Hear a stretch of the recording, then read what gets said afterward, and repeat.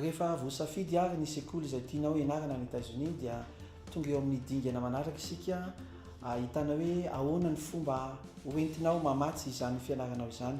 Misy pakiady tsotsotra vitsivitsy izay ho atoro antsika hoe ahoana ny fomba atao ahafahana mahafantatra ireo karazana vatsim-pianarana na ireo vola mety azo ahafahana mandoa ireo saram-pianarana ireo. Miankina be dia be amin'ilay safidy nataonao teo aloha ny vatsim-pianarana mety ho azonao. Ny antony dia miankina amin'ny karazana hetra misy eo amin'ilay toerana ny saram-pianarana izay mety ho alohanao. Vatsim-pianarana izay omen'ny sekoly dia miankina koa amin'ny faripahaizan'ny mpianatra anankiray. Ny faripahaizana moa zany dia jerevantsika amin'ny hitantsika eo amin'ny naoty azon'ny mpianatra anankiray avy any amin'ny sekoly. Zavatra anankiray izay tena mibahana lehibe eo amin'ny fanapahan-kevitry ny sekoly anankiray hanome vatsim-pianarana ho an'ny mpianatra iray dia ny asa soa izay ataon'ny mpianatra anankiray. Raha manao asa soa be ny mpianatra anankiray na dia somary eo antenatena aza ny fahaizan'ny mpianatra anankiray dia mety mahazo vatsim-pianarana be lavitra noho ny ankizy mahay be izy nefa tsy nanao asa soa. Dikan'izany ny fanaovana asa soa izay mila toetsana anankiray, izay mila ampitaina, izay mila ianarana, mila voizina indrindra antsika amin'ny tany andalam-pandrosoana dia mila mianatra manao an'izay asa soa na asa tsy andoavam-bola izay satria izay ny zavatra takian'ny sekoly amerikanina ahafahany manome vola.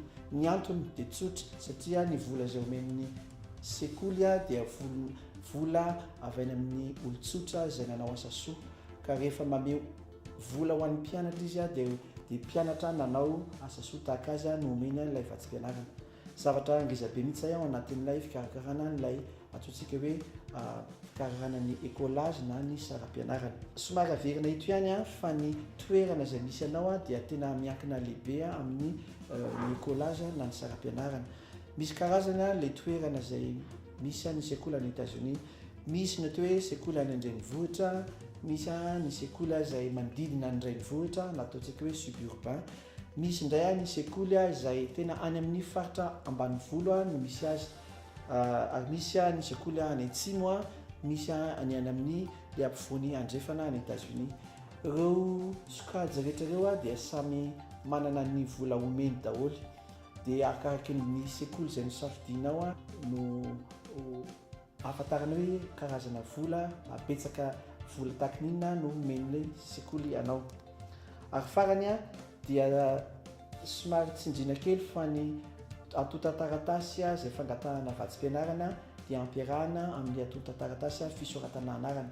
Izany hoe atotan-taratasy anankiroa samihafa fa tsy maintsy miara alefa ny fangatahana azy, ny fangatahana vola sy ny fangatahana fisoratana anarana. Dia averina ihany fa ny torolana rehetra izay omen'ny Education USA dia maimaimpoana, feno, voamarina ary mifanaraka amin'ny toetr'andro misy any États-Unis. Dia aza misalasala manantona ny Education USA na mitsidika ny Facebook sy ny site web ny Education USA.